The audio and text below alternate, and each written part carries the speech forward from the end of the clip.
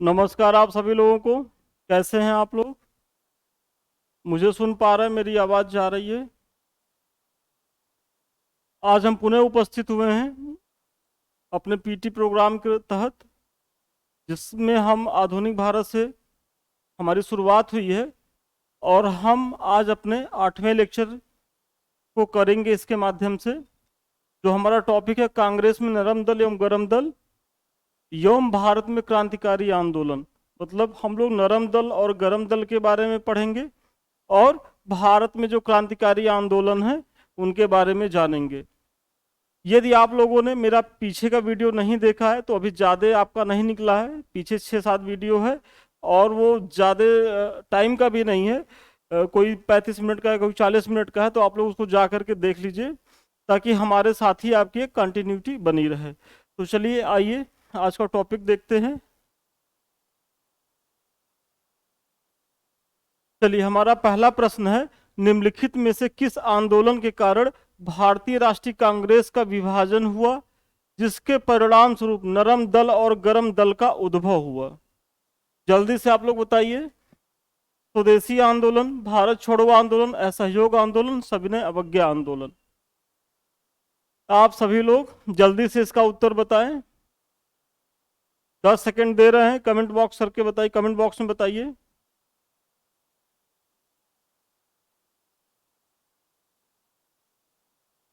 चलिए, जिन लोगों ने इसका उत्तर ए दिया है स्वदेशी आंदोलन, वो एकदम सही है। स्वदेशी आंदोलन के कारण भारतीय राष्ट्रीय कांग्रेस का विभाजन हुआ, जिसके परिणाम स्वरूप नरम दल और गरम दल का उद्भव हुआ। देखिए, कारण तो पहले से ही था लेकिन ये तात्कालिक कारण बना। और स्वदेशी आंदोलन के समय नरम दल एवं गरम दल के बीच कार्य प्रणाली को लेकर व्यापक मतभेद उभर कर आया। मतलब ये जो स्वदेशी आंदोलन था उसके समय नरम दल और गरम दल, देखिए कांग्रेस में दो धड़े के लोग थे, एक नरम दल एक गरम दल। जिस तरीके से अगर कोई परिवार है तो अगर उस परिवार में 4 लोग हैं तो उसमें अगर 2 लोग बहुत सौम्य हैं, बहुत सुलझे हुए हैं, तो एक लोग या 2 लोग उसमें ऐसे होंगे जिनका स्वभाव थोड़ा उग्र होगा, जो थोड़ा आक्रामक होंगे और जो अपनी मांगों को मनवाने के लिए ज्यादा मुखर होंगे।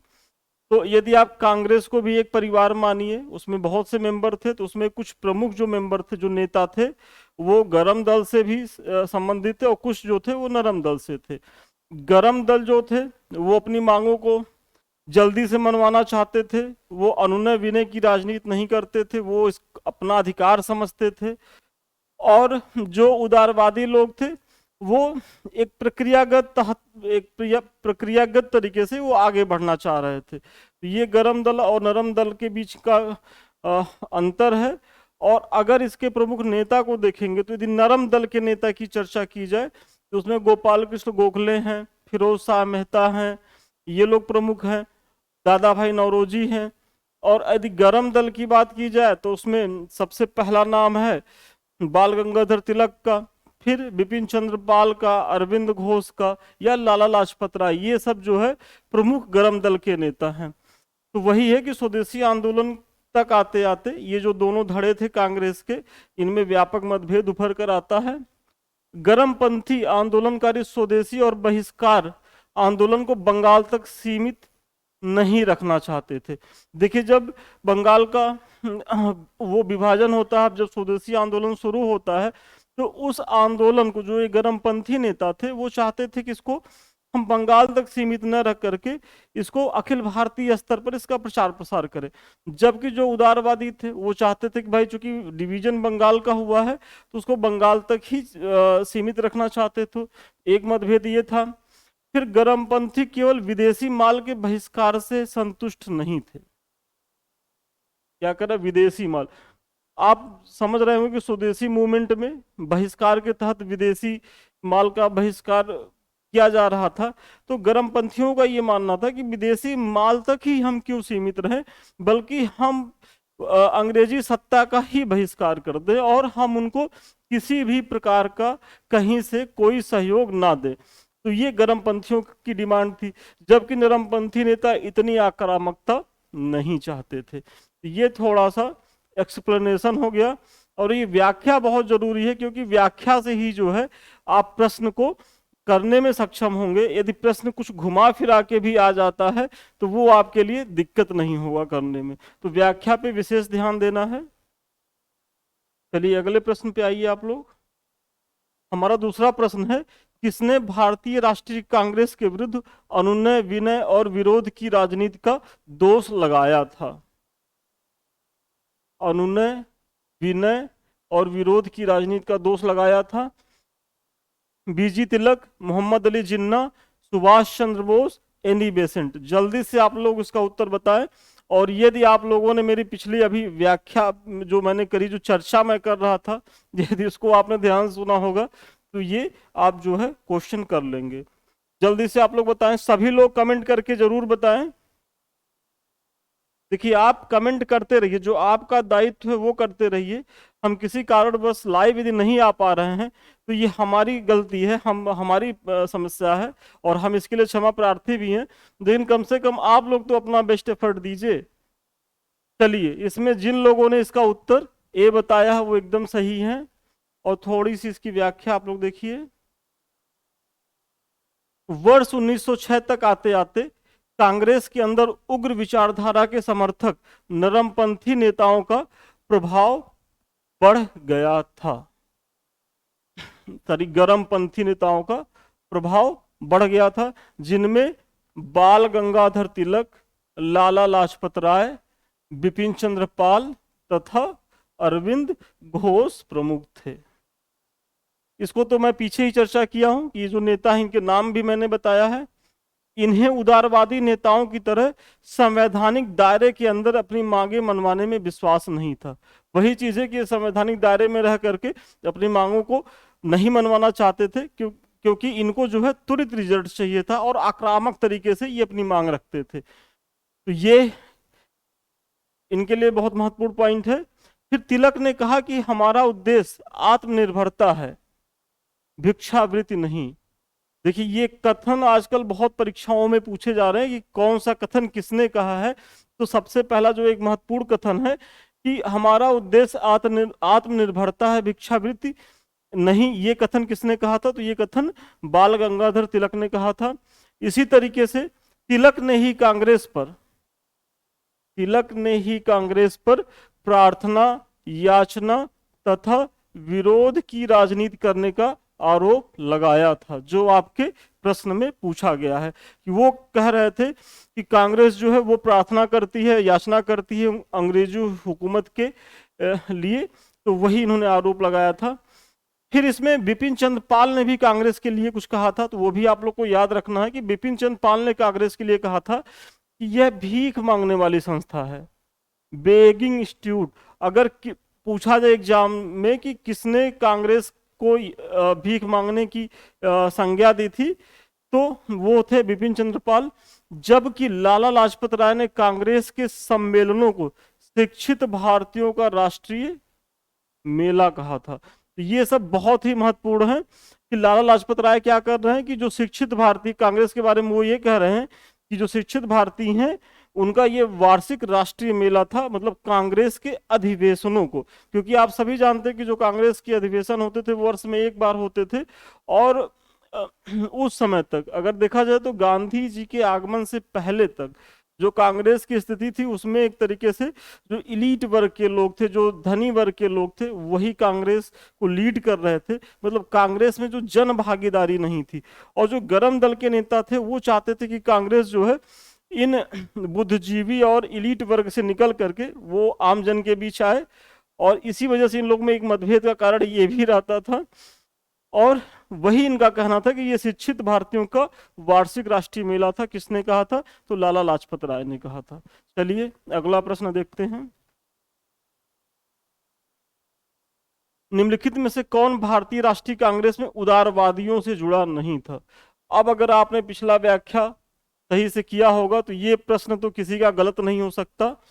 और जल्दी से आप लोग कमेंट करके बताइए। इसमें हम सभी का देखेंगे कि किसने अगर कोई गलती किया है तो वो फिर उसकी गलती क्षम्य नहीं है, क्योंकि अभी मैंने इतना डिटेल से व्याख्या करवाई है।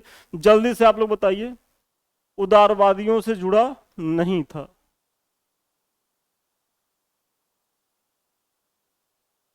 फिरोज शाह मेहता, दादा भाई नौरोजी, गोपाल कृष्ण गोखले, लाला लाजपत राय। चलिए, जिन लोगों ने लाला लाजपत राय के बारे में बताया है डी ऑप्शन, वो सही है। और थोड़ा सा व्याख्या देखिए कि पंजाब केसरी के नाम से प्रसिद्ध लाला लाजपत राय कुशल राजनीतिक के साथ साथ ओजस्वी लेखक भी थे। देखिए, लाला लाजपत राय को ही पंजाब केसरी के नाम से भी जाना जाता है, कि यदि कभी परीक्षा में पूछ ले पंजाब केसरी कौन था, तो लाला लाजपत राय थे। ये कुशल राजनीतिज्ञ तो थे ही साथ ओजस्वी लेखक भी थे। इन्होंने भगवान श्री कृष्ण, शिवाजी, दयानंद सरस्वती, मैजनी और गैरी बाल्डी की संक्षिप्त जीवनियां भी लिखी थी। मतलब ये जो लाला लाजपत राय ने इन लोगों पर जीवनी भी लिखी थी, इन लोगों की। और श्री कृष्ण, शिवाजी, दयानंद को तो आप जान रहे होंगे। ये जो मैजनी और ये जो गैरी बाल्डी, ये जो दो पर्सनालिटी हैं, ये बेसिकली इटली के एकीकरण के नायक हैं। जैसे हमारे यहाँ महात्मा गांधी और नेहरू पटेल जी का योगदान है, वैसे इटली के एकीकरण में इन लोगों का योगदान है।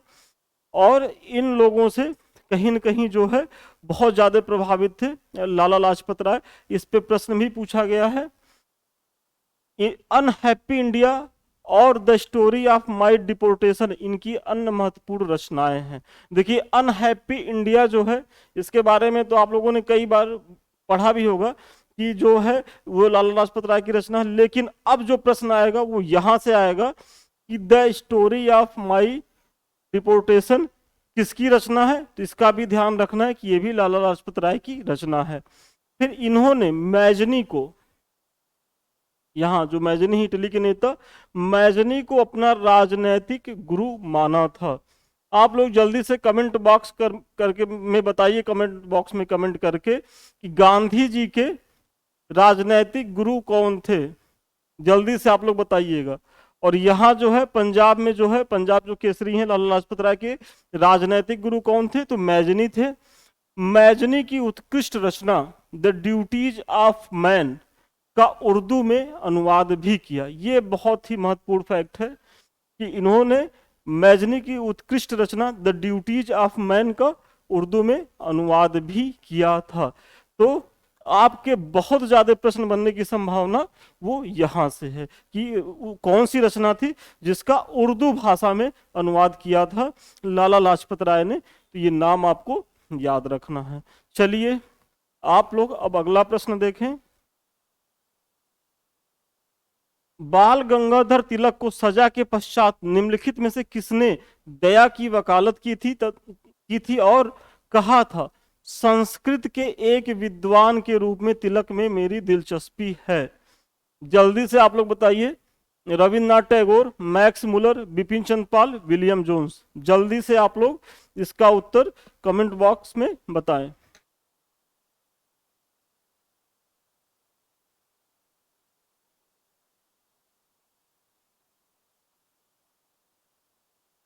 देखिए, कमेंट करते रहिए और ये आपके हित में ही होगा।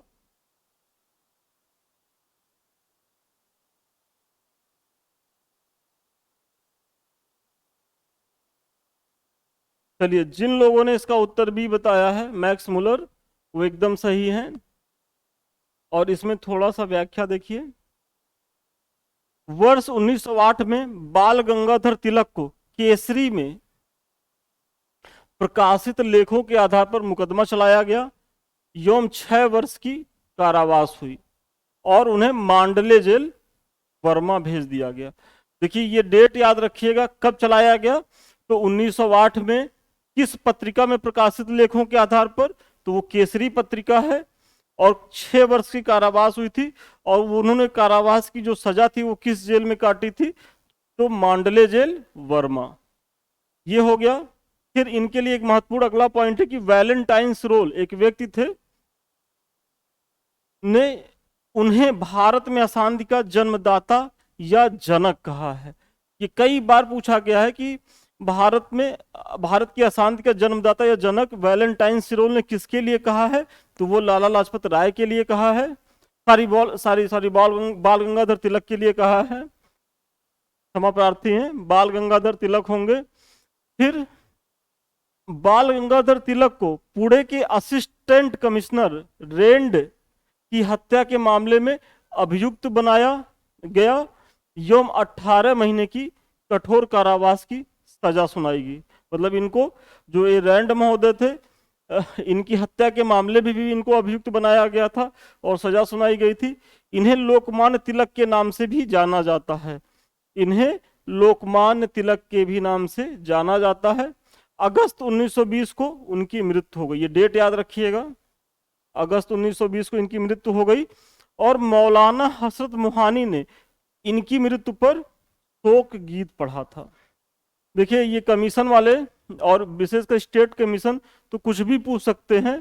तो वही है कि एक बार पूछा था ना कि तिलक का किसने जो है जब तिलक की डेथ हुई थी तो किन लोगों ने अर्थी को कंधा उठ दिया था। तो उसमें तो गांधी जी थे, शौकत अली, कई लोग थे। लेकिन अब एक स्टेप आगे बढ़ के ये पूछ सकता है कि किसने शोक गीत पढ़ा था। तो ये जान लीजिए कि ये मौलाना हसरत मोहानी है। तो इनका भी नाम याद रखिएगा, हो सकता है कमीशन द्वारा पूछ लिया जाए कुछ तूफानी करने के चक्कर में। हाँ, ये सब तूफानी ही होता है जब आता है पहली बार एग्जाम में। चलिए 5 नंबर देखिए, क्रांतिकारियों के एक गुप्त समाज अभिनव भारत का गठन किया गया था। बताइए किसके द्वारा अभिनव भारत का गठन किया गया था? खुदीराम बोस, वीडी सावरकर, प्रफुल्ल चाकी, भगत सिंह। जल्दी से आप लोग इसका उत्तर बताइए। और मुझे लग रहा है आप सभी लोग मुस्कुरा रहे हैं कि आज तो बड़ा आसान क्वेश्चन है। देखिए हमारा यहाँ उद्देश्य ये नहीं है कि आपको कठिन क्वेश्चन दे दें और आपको उलझा करके ये हम साबित कर दें कि देखो हम कितना कठिन क्वेश्चन बना सकते हैं। कुछ टेस्ट पेपर में ऐसे ऐसे बनाया भी जाता है कि वो ऐसा बनाएंगे कि आपको लगेगा कि हमने कुछ पढ़ा ही नहीं और ये कहाँ से बना रहे हैं। विश्वास मानिए वहां से प्रश्न भी नहीं आता है। प्रश्न देखिए यहीं से प्रश्न आता है। आप थोड़ा सा व्याख्या को ध्यान से बस देखिएगा, आपको बहुत ज्यादा प्रश्न यहीं से आप कर लेंगे।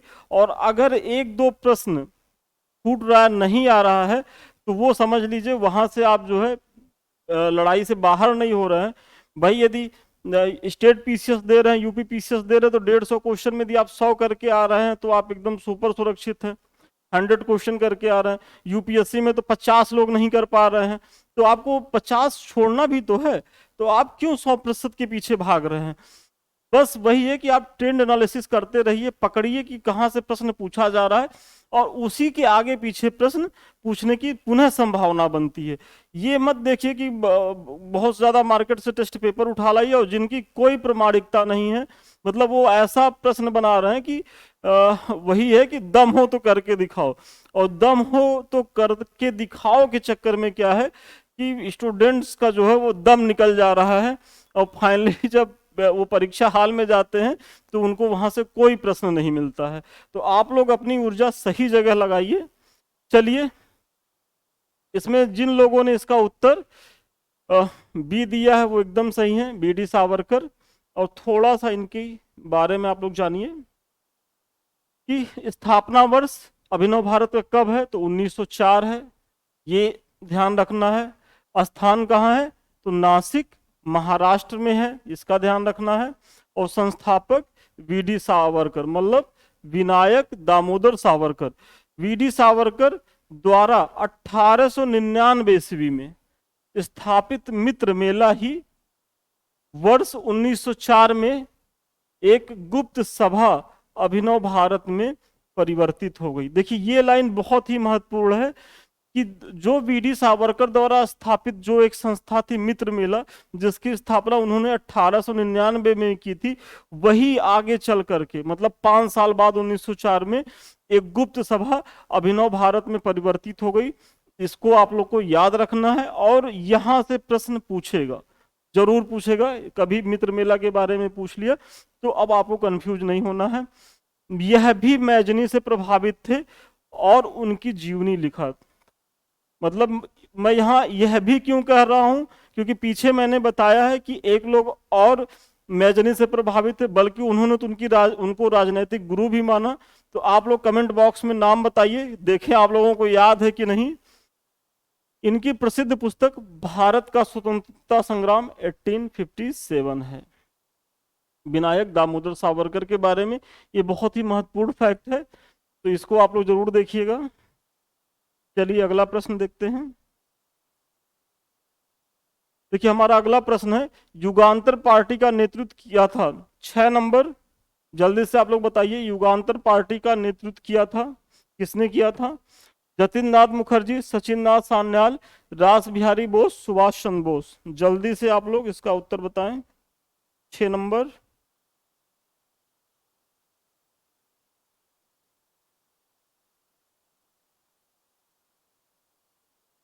और जिन लोगों ने इसका उत्तर ए बताया है वो एकदम सही है। इसका उत्तर होगा जतिंद्र नाथ मुखर्जी। युगांतर पार्टी का नेतृत्व किसने किया था? तो जतिंद्र नाथ मुखर्जी ने। जतिंद्र नाथ मुखर्जी बंगाल के क्रांतिकारी थे। युगांतर, अनुशीलन तथा गदर पार्टी जैसी क्रांतिकारी समितियों के सक्रिय सदस्य रहे थे। देखिए युगांतर, अनुशीलन और गदर पार्टी, कभी ऐसे सम्मिलित पूछ ले तो भी आपको ध्यान रखना है कि ये इसके सदस्य रहे हैं, और इन्हें बाघा जतिन के नाम से भी जाना जाता है। तो ये इनके बारे में महत्वपूर्ण फैक्ट है। चलिए अगला प्रश्न आप लोग देखिए।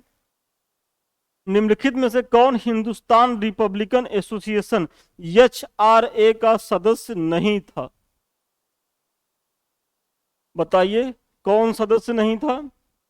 भगत सिंह, चंद्रशेखर आजाद, राम प्रसाद बिस्मिल, शिव वर्मा।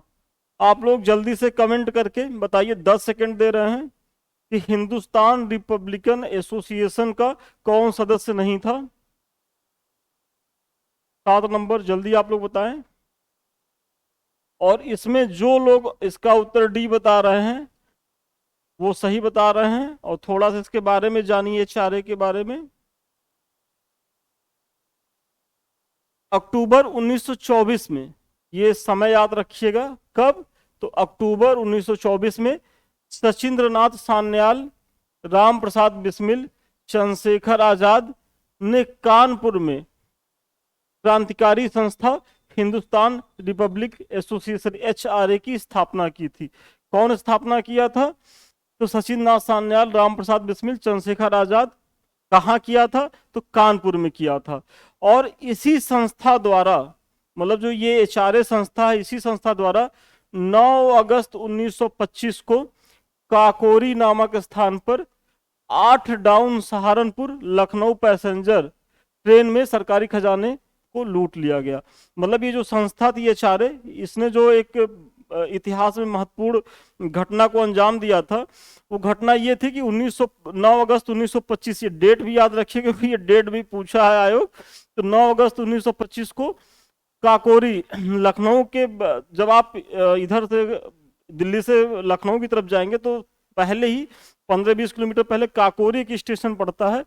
तो वहीं क्या हुआ कि 8 down Saharanpur Lucknow passenger train थी, उसमें सरकारी खजाना जा रहा था और इन लोगों द्वारा उसको लूट लिया गया, जिसे काकोरी एक्शन प्लान के नाम से जाना जाता है। इसके पहले इसे काकोरी कांड के नाम से जाना जाता था, लेकिन अभी हाल ही में इसका नाम परिवर्तित करके काकोरी एक्शन प्लान कर दिया गया।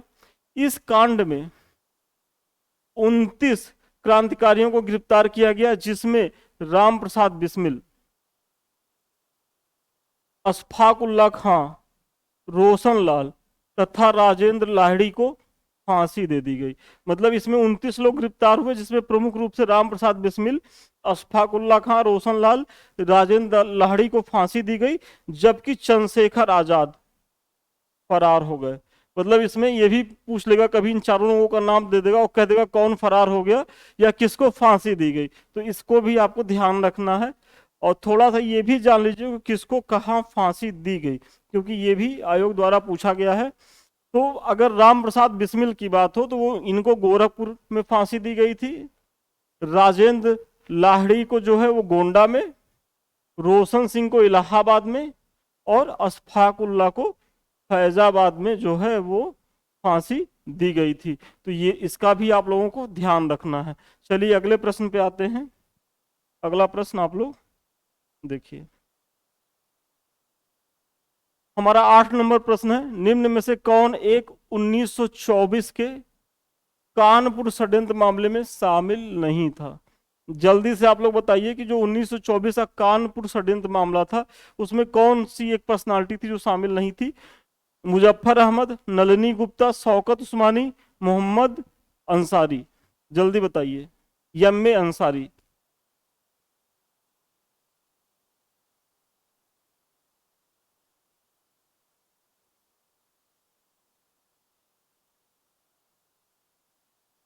चलिए आप लोग बताइए।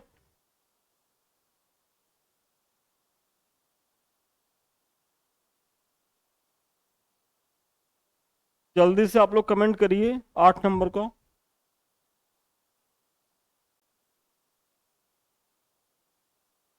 और इसमें जिन लोगों ने इसका उत्तर डी बताया है वो एकदम सही है, यम अंसारी। आइए इसकी व्याख्या देखते हैं। कम्युनिस्ट आंदोलन की शक्ति एवं प्रभाव को रोकने के लिए एक षड्यंत्र को आधार बनाकर मुकदमा चलाया गया। मतलब ये जो कानपुर जो केस था वो एक तरीके से कम्युनिस्ट आंदोलन जो उस समय में एक बहुत तेजी से उभर रहा था, तो उसको रोकने के लिए ये प्रयास किया गया। इसमें एम रॉय, श्रीपद, अमृत डांगे, देखिए इसका नाम भी याद रखिएगा, एम रॉय, श्रीपाद अमृत डांगे, नलिनी गुप्ता, मुजफ्फर अहमद, शौकत उस्मानी, गुलाम हुसैन, शौकत हुसैन, रामचरण लाल शर्मा, सिंगार वेलु चेट्टियार पर मुकदमा चलाया गया था। मतलब ये जो लोग थे इन पे मुकदमा चलाया गया था, न कि यम अंसारी पर। तो इसका ध्यान रखना है। चलिए अगले प्रश्न पे आइए आप लोग। Hindustan socialist republican association HSRA गठित की गई थी। अब आप लोग सोच रहे हैं तो सर नाम एक ही है, नहीं। देखिए वहां HRA था, यहाँ यस मतलब सोशलिस्ट जुड़ गया है, तो यहाँ जो है HSRA हो गया है। तो गठन किया गया था किसके द्वारा? सुभाष चंद्र बोस, रास बिहारी बोस, चंद्रशेखर आजाद, सरदार भगत सिंह। जल्दी से आप लोग इसका उत्तर बताइए, जल्दी से कमेंट करके बताइए। 9 नंबर।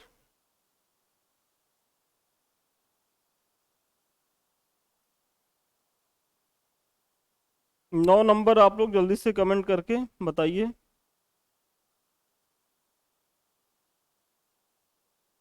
और जिन लोगों ने इसका उत्तर सी दिया है वो एकदम सही है, चंद्रशेखर आजाद।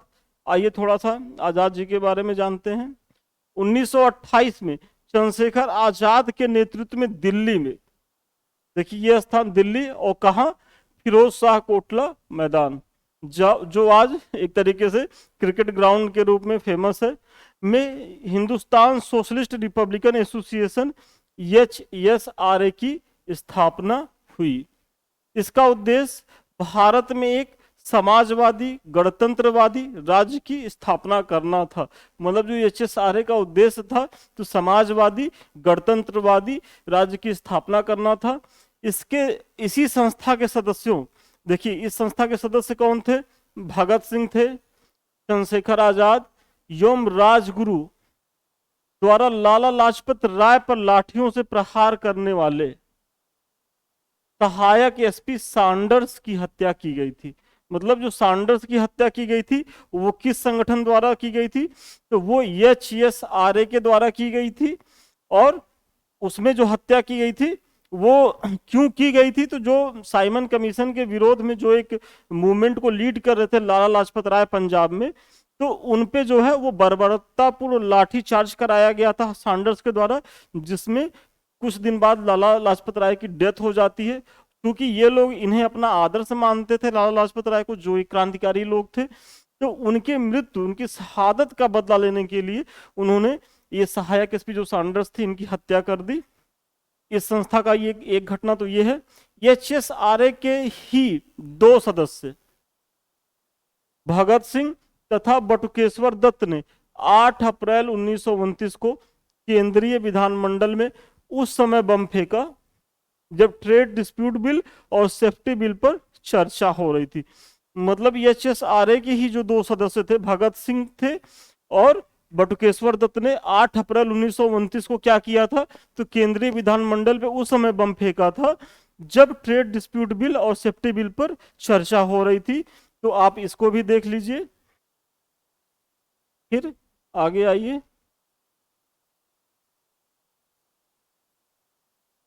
भगत सिंह, सुखदेव और राजगुरु को किस वाद या केस में फांसी की सजा सुनाई गई थी? बताइए। अलीपुर षड्यंत्र केस, लाहौर षड्यंत्र केस, काकोरी षड्यंत्र केस, कानपुर षड्यंत्र केस। जल्दी से आप लोग इसका उत्तर बताइए।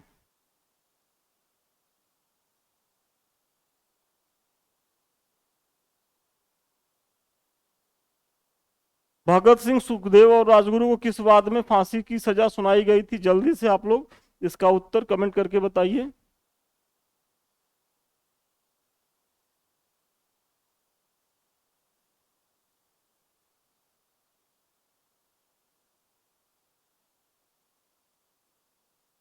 चलिए, जिन लोगों ने इसका उत्तर जो है वो लाहौर षड्यंत्र केस बताया है वो एकदम सही है।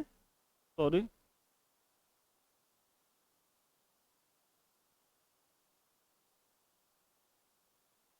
लाहौर षड्यंत्र केस के तहत ही भगत सिंह, सुखदेव और राजगुरु को फांसी की सजा सुनाई गई थी। और थोड़ा सा इसका व्याख्या आप लोग देखें। 23 मार्च 1931 को भगत सिंह, सुखदेव एवं राजगुरु को फांसी दी गई। देखिए ये डेट याद रखिए, 23 मार्च 1931 को। क्योंकि विधानसभा में बम फेंकने की वजह से इन्हें फांसी नहीं दी जा सकती थी, क्योंकि इन्होंने विधानसभा में बम तो फेंका था, लेकिन चूंकि वो जो बम था उसमें कोई हताहत नहीं हुआ था और इनका कोई ऐसा उद्देश्य भी नहीं था कि जो है हम किसी को हताहत करें। तो इसी वजह से उस दोष के लिए इन्हें फांसी की सजा नहीं दी जा सकती थी। अतः सरकार ने इन्हें सैंडर्स हत्याकांड, जो अभी मैंने पीछे बताया है, जो एडिशनल एसपी थे सैंडर्स महोदय, उस हत्याकांड से जोड़ा और इसी आरोप में इन्हें फांसी दी गई, जिसे लाहौर षड्यंत्र केस के नाम से जाना जाता है। तो इसका बहुत ध्यान रखना, ये कई बार पूछा गया और बच्चे जो है वो कंफ्यूज हो जाते हैं। तो इन्हें विधानसभा के लिए दोषी नहीं ठहराया गया था, जो विधानसभा में इन्होंने बम फेंका था। इन्हें जो फांसी हुई थी वो सैंडर्स हत्याकांड या लाहौर षड्यंत्र केस के तहत दी गई थी। इंकलाब जिंदाबाद का नारा मौलवी हसरत मुहानी द्वारा लिखा गया था। देखिए, इंक आप सभी जानते हैं कि भगत सिंह का जो एक बहुत प्रसिद्ध नारा था इंकलाब जिंदाबाद। तो कमीशन ने पूछ लिया कि इंकलाब जिंदाबाद के नारे को किसने लिखा था। तो उस समय ऑप्शन भगत सिंह भी था और मोस्टली बच्चों ने भगत सिंह लगा के आ गया। लेकिन देखिए, लिखने का काम जो है वो मौलवी हसरत मुहानी के द्वारा किया गया था और इसको प्रसिद्ध करने का श्रेय वो भगत सिंह को जाता है। तो आप लोग इसका ध्यान रखेंगे। अगर प्रसिद्ध करने का श्रेय या ये कहे कि प्रयोग कौन किया था तो भगत सिंह ने किया था, लेकिन अगर लिखने का काम पूछे तो मौलवी हसरत मुहानी, इसका ध्यान रखना है। फिर भगत सिंह का ही एक बहुत ही प्रसिद्ध कथन है कि आलोचना और स्वतंत्र चिंतन एक क्रांतिकारी की दो विशेषताएं हैं। तो इसको भी आप लोग ध्यान रखिएगा, क्योंकि कथन कारण से भी बहुत प्रश्न पूछे जाते हैं। ये पूछा जा सकता है कि आलोचना और स्वतंत्र चिंतन एक क्रांतिकारी की दो विशेषताएं हैं, ये किसने कहा है? तो आपको ध्यान रखना है किसको, भगत सिंह ने कहा है। चलिए अगले प्रश्न पे आइए आप लोग। सूची एक को सूची दो से मिलाना है। Revolt group, Hindustan republican association, Hindustan socialist republican association, Punjab नौजवान भारत सभा। देखिए, अगर आप लोगों ने पीछे मेरी व्याख्या देखी होगी जो मैंने अभी की है, तो आप लोगों को इस प्रश्न को करने में थोड़ी सी भी कठिनाई नहीं आएगी। और इसीलिए हम चाहते हैं कि आप सभी इसका उत्तर सही सही बताएं। तो जल्दी से आप लोग उत्तर बताइए, इसका क्या होगा?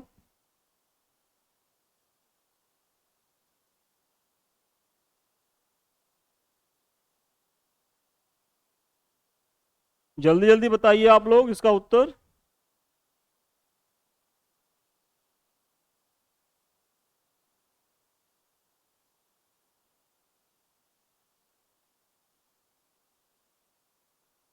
चलिए, जिन लोगों ने इसका उत्तर डी बताया है वो एकदम सही है। और अगर आप इसमें से कोई एक ये जान रहे होंगे A का 5, तो वो ऐसे ही हो जाएगा। लेकिन इस पे विश्वास करके नहीं जाना है, क्योंकि पहले ये इसके बारे में लोग खूब कहते थे कि ऐसे पकड़िए, लेकिन इस बार यूपीएससी का पेपर इस तरीके से पूछा नहीं गया था, तो आप लोग को थोड़ा सा गहराई में जाके पढ़ना है। रिवोल्ट ग्रुप सूर्यसेन थे, Hindustan republican association Ram Prasad Bismil, Hindustan socialist republican association Chandrashekhar Azad, और पंजाब नौजवान भारत सभा भगत सिंह। और ये जो एचआरए है और ये एचएसआरए है, इसमें कंफ्यूज नहीं होना है। और आप लोग बताइए कि ये चारे की जो संगठन करता थे राम प्रसाद बिस्मिल, इन्हें कहाँ फांसी दी गई थी? आप लोग जल्दी से कमेंट बॉक्स में बताइए।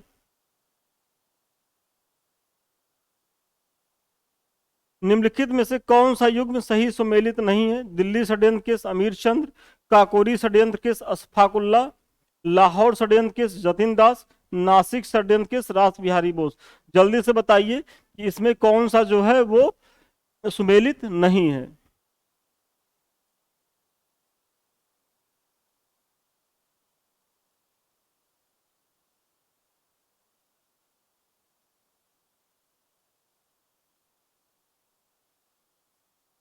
चलिए, इसमें जिन लोगों ने इसका उत्तर डी दिया है वो एकदम सही है।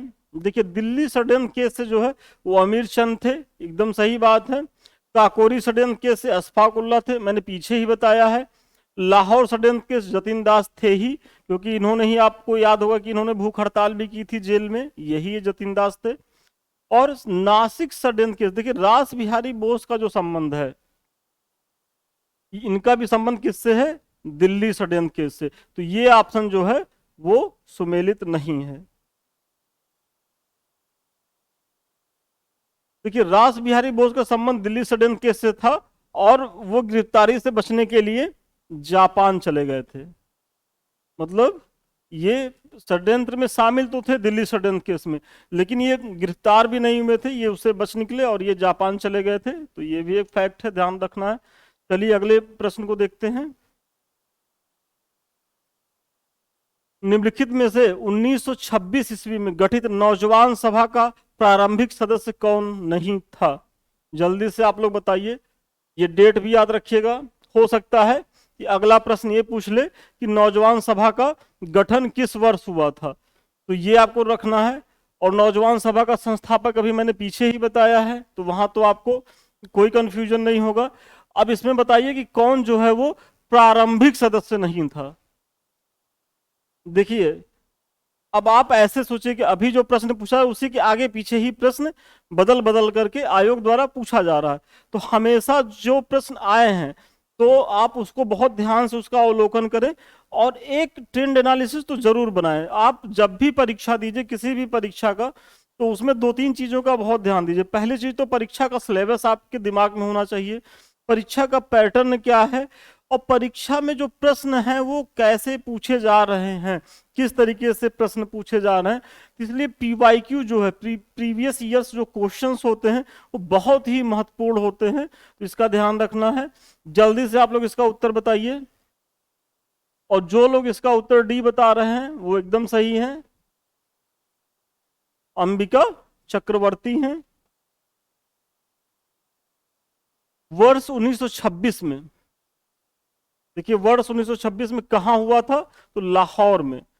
जो नौजवान सभा का जो गठन हुआ था वो किस स्थान पे पूछे, तो इसका भी देख लीजिए, लाहौर में, वर्तमान पाकिस्तान में जो है, में सरदार भगत सिंह, कबीरदास, यशपाल, रामचंद्र, भगवती चरण बोहरा आदि ने मिलकर नौजवान सभा की स्थापना की थी। अंबिका चक्रवर्ती इसमें बाद में शामिल हुए थे। देखिए, उसमें क्या पूछा गया कि प्रारंभिक सदस्य कौन था? नहीं था। तो प्रारंभिक सदस्य अंबिका चक्रवर्ती सदस्य तो थे, लेकिन वो प्रारंभिक नहीं थे। क्या कह रहा है कि वो बाद में जो है वो शामिल हुए थे। अगर प्रारंभिक सदस्य पूछे तो सरदार भगत सिंह, छबीलदास, यशपाल। देखिए, ये तीन नाम तो पूछ ही लिया है, तो आप लोग के दिमाग में होगा। अब आगे जो प्रश्न बनेगा वो बनेगा कहां से? रामचंद्र और भगवती चरण बोहरा। अब बहुत चांस है कि इन दोनों लोगों का दे देगा नाम और आपको कंफ्यूज कराएगा, तो थोड़ा सा जो है परिश्रम करिए और आप लोग बना लेंगे इसको। चलिए अगले प्रश्न को देखिए। ये हमारा सेकंड लास्ट है, आप लोग घबराइए नहीं, बस निम्नलिखित में से किस महिला क्रांतिकारी ने दीक्षांत समारोह में अपनी उपाधि ग्रहण करते समय अंग्रेज गवर्नर, मतलब ये कुलाधिपति थे, पर गोली चलाई थी? बताइए किस महिला ने गोली चलाई थी अंग्रेज गवर्नर पर दीक्षांत समारोह में अपनी उपाधि ग्रहण करते समय? शांति घोष, सुनीति चौधरी, बीना दास, कल्पना दत्त जोशी। जल्दी से आप लोग इसका उत्तर कमेंट बॉक्स में बताइए और सभी लोग उत्तर बताते रहिए।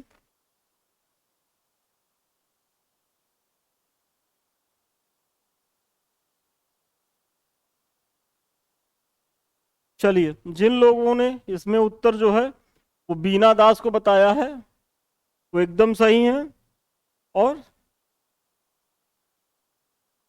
इसमें देखिए कहा जा रहा है कि फरवरी 1932 में बीना दास ने दीक्षांत समारोह में उपाधि ग्रहण करने के समय बहुत ही नजदीक से, मतलब बहुत पास से गवर्नर पे गोली चलाई थी। ये कोई बहुत रॉकेट साइंस नहीं है, ये तो आपके प्रश्न में ही था।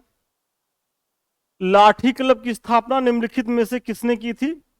ये बहुत ही एक तरीके से, अब कमीशन है तो पूछ ही लेता है कुछ भी, तो ये कमीशन द्वारा एक तरीके से बेतुका सवाल है, लेकिन अब है तो है।